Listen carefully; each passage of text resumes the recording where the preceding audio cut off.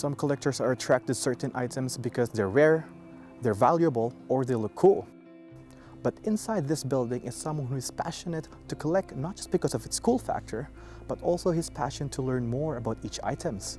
Join me as we take a look at inside his playground filled with history and his story.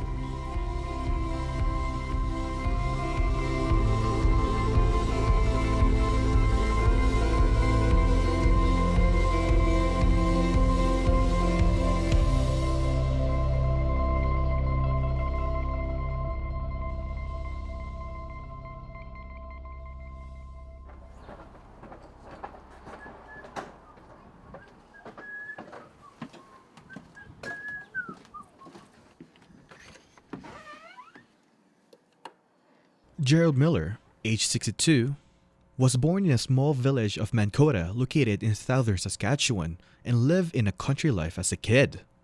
He is the second child of the Miller family. Well, this is Ralph Miller right here, my grandfather, and this is his dad, Carlton, Carey Miller.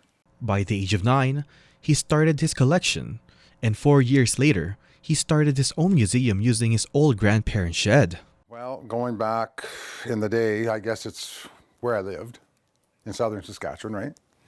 And I hung out with my Grandpa Miller and Grandpa Bengert.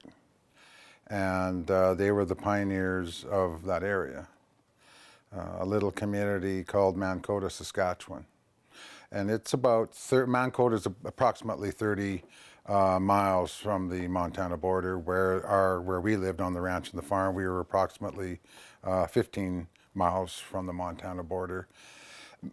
Long story short, you created your own fun because we were so far away from any activities. Yeah, there was a few activities back in the day in our little community. And it was, back in those days, there was a lot more kids and stuff like that going on. But being on the farm, you created your own activities and fun. And I hung out with my grandpas. Every time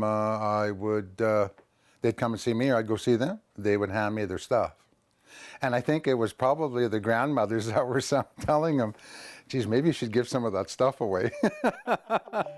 Right?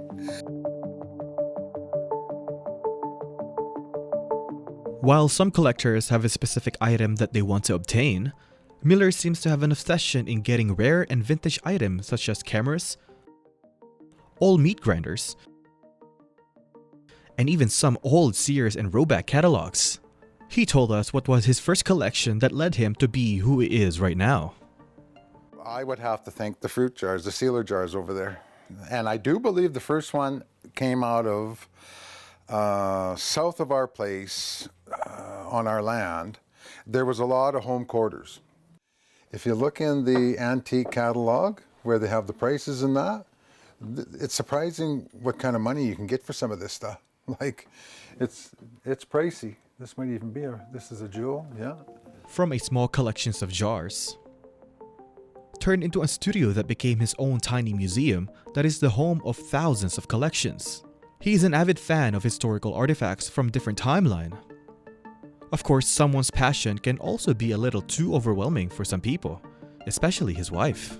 Do you think it's a bit of overwhelming? Some days it's a little overwhelming, and sometimes he'll bring in something and I'll say, okay, where did you get that? And he'll say, oh, I've already had that before. I said, no, I don't think so. You must have been at another place where they were giving out memorabilia again. Oh, you gotta watch those garage sales, Leo.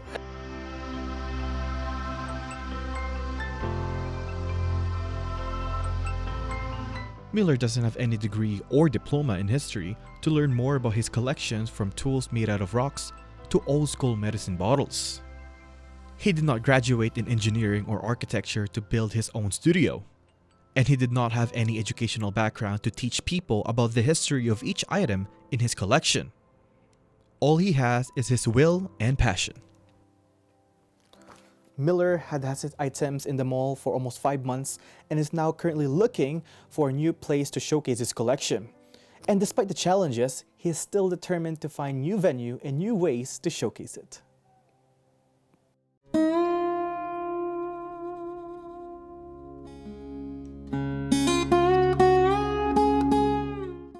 Gerald Miller always has the passion to collect any artifacts he finds it interesting and filled with history. He rented a place in Lloyd Mall to make a small museum to showcase his exhibit. And with the era of social media, he wants to expand his reach through YouTube, and this time with the help of his grandson, Brody Miller. So what we've done is Miller Promotions is switching from Miller Promotions to the Heritage Learning Center. And that kind of explains what our collection's about and the building would be. So the Heritage Learning Center, we're going to start doing that right here in the studio. And that's going to come about here probably when school starts. We'll gear up for it so that when school comes back on ground, we'll have enough, we'll be filming it and then releasing it later on. And Brody's been doing that now for what, since you're 11, 12 years old? 4 years. 4 or 5 years. So he's got quite a few videos that we can, and I think the editing part of it too, it's all apps. What were you doing? Placing hockey cards on the table of McDavid's teammates. 15-year-old Brody started collecting sports memorabilia at a very young age. His collection ranges between 900 to 1,000 cards. He is also the one who pitched the idea to make a YouTube channel and showcase their collection on the internet. Are you the one who pitched to your grandfather to create this type of YouTube channel? Pretty much, I do. I'd have to say yes. Yeah, it's not difficult. Like if you're not, like if you find something that is entertaining, it's not difficult to grow. And with the amount of collection he has in the studio, there's definitely a lot of material to cover. Of course, nothing lasts long, and retirement is inevitable. And for some future generation, might lose the interest that their grandparents started. But Gerald Miller isn't worried about this. Yeah, like Brody said, like he's got, he's been collecting sports memorabilia and Wayne Gretzky and Connor McDavid and the Boston cards here, and there's all kinds of different things. I mean, out of the collection we have, sports memorabilia-wise, it's huge.